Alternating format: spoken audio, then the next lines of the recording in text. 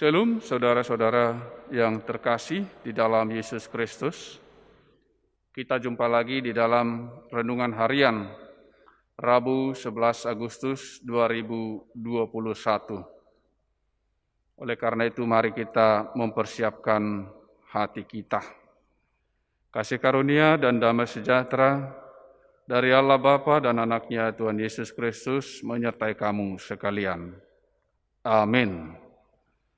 Saudara-saudara yang terkasih dalam Yesus Kristus, firman Tuhan untuk kita hari ini dari Yesaya 64 ayat 6 di dalam Alkitab Bahasa Indonesia, tetapi di Bibel Bahasa Batak dari Yesaya 64 ayat 5. Oleh karena itu saya akan bacakan dari Alkitab Bahasa Indonesia, yaitu Yesaya 64 ayat 6. Demikian dikatakan di dalam firman Tuhan.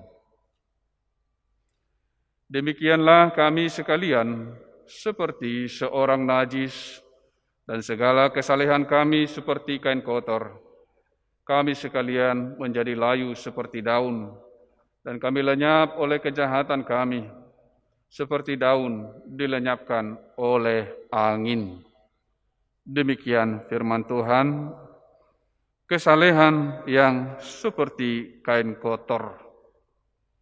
Itu dikatakan di dalam firman Tuhan. Perbuatan-perbuatan kita, meskipun kelihatannya begitu patut dipuji, tetapi jika itu kita andalkan sebagai kebenaran kita, maka itu akan seperti kesalehan yang seperti kain kotor. Jika perbuatan-perbuatan kita itu kita andalkan sebagai kebenaran kita, memang harus kita bedakan dasar dari perbuatan kita itu. Karena dikatakan kita harus berbeda dengan dunia ini.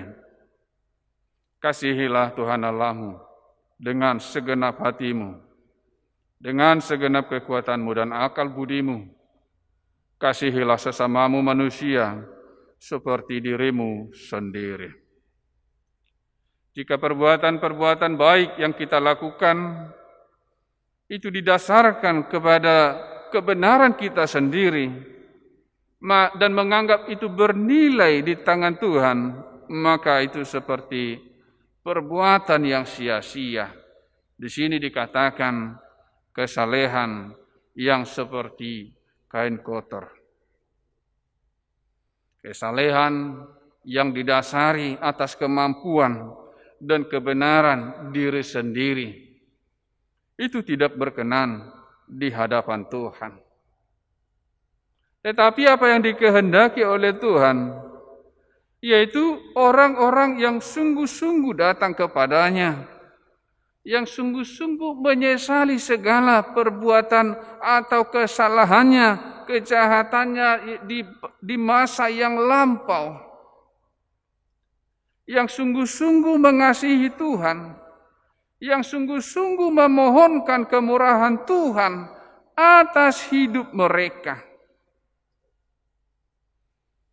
Kewajiban yang kita lakukan sebagaimana orang Kristen harus didasari itu kasih kepada Allah dan kasih kepada sesama manusia. Segala perbuatan baik atau kesalehan yang paling baik sekalipun, kalau di luar itu adalah seperti kain kotor. Saudara-saudara yang terkasih di dalam Yesus Kristus, Tuhan menghendaki kita dengan hati yang penuh penyesalan, hati yang penuh dengan pertobatan, datang kepadanya, mengakui dosa-dosa kita, mengakui kesalahan-kesalahan kita, dan mengakui kemurahan Tuhan di dalam hidup kita, di dalam Yesus. sehingga kita dapat berseru kepada Allah, yaitu Bapa kami yang di surga. Bapa kami yang di surga. Itulah yang dikehendaki oleh Tuhan. Sehingga di dalam doa-doa kita, di dalam perbuatan-perbuatan kita, di dalam ibadah kita, ketika kita mengandalkan itu, ketika kita mendasarkan kepada kemurahan Tuhan, kebaikan Tuhan, maka Tuhan berkenan kepada kita. Saya mengasihi si A karena memang Tuhan memerintahkan. Ibadah yang sempurna dikatakan mengunjungi para janda dan yatim piatu di dalam Tuhan. Tetap berjaga-jaga agar tidak terjatuh ke dalam pemahaman yang salah. Bukan kehebatan kita, bukan kesalehan kita, tetapi karena kemurahan Tuhan yang telah memanggil kita, yang telah memampukan kita untuk berbuat yang baik, untuk menjadi berkat kepada sesama kita, untuk membagikan firman Tuhan kepada sesama kita, untuk memberikan penghiburan, memberikan sukacita kepada mereka yang membutuhkan. Saudara-saudara yang terkasih di dalam Yesus Kristus, demikianlah kita dapat merendahkan hati kita, bahwa bukan karena kehebatan kita, bukan karena kemampuan kita, bukan karena jerih payah kita. Soal jerih payah memang dikatakan bahwa kita harus bekerja, tetapi bukankah hasilnya semuanya ditentukan oleh Tuhan? Banyaklah rancangan di dalam hati manusia, tetapi keputusan Tuhanlah yang jadi. Kita lihat bagaimana Yudas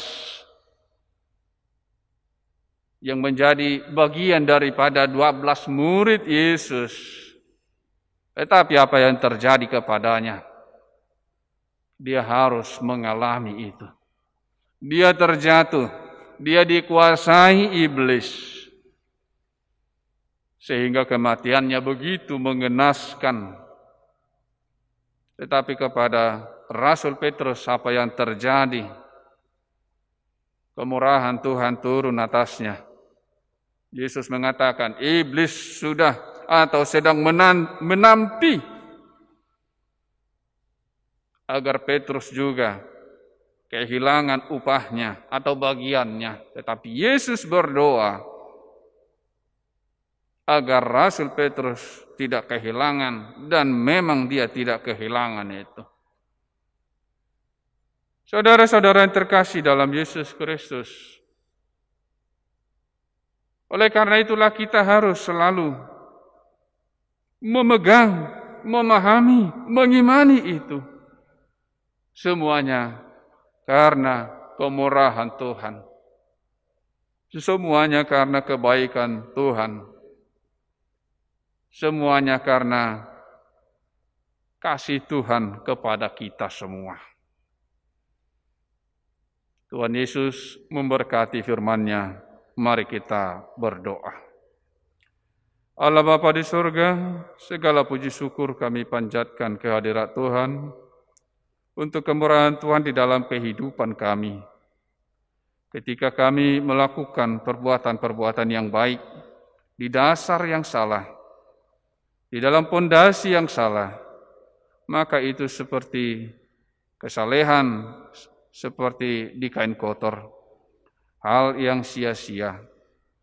Oleh karena itu Tuhan, biarlah kami semua, setiap jemaat-Mu yang mengikuti renungan harian pada hari ini, benar-benar mendasarkan segala perbuatan-perbuatan baik kami di dalam kebenaran, di dalam kemurahan-Mu, di dalam kebaikan-Mu, di dalam kehidupan kami ini. agar setiap kami beroleh upah, yaitu bagian di dalam kehidupan yang kekal.